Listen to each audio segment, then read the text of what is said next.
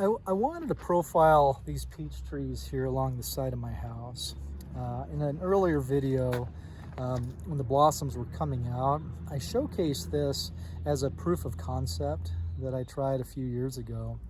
I live in an area that's really cold. It's a zone 4B climate, so it's not intensely cold in comparison with places like Vermont or Minnesota.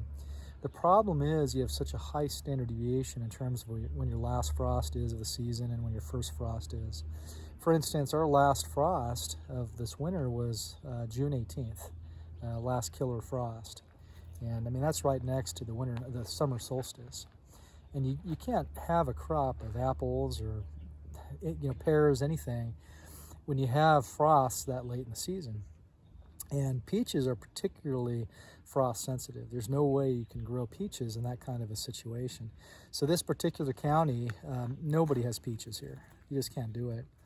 But just take a look at what this is showing here. Look at these peaches, these clusters everywhere.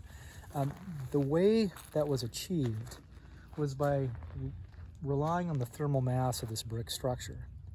And you can see I planted the tree really close. It's about 14 inches away from the foundation, and that's not good to do. And I'm going to have to pull the tree out in about 10 years. It's more of an experiment, a proof of concept. But the fact that no apple trees, I'm going to be clear, right now where I'm at, none of my apple trees, none of my neighbors' apple trees have any fruit.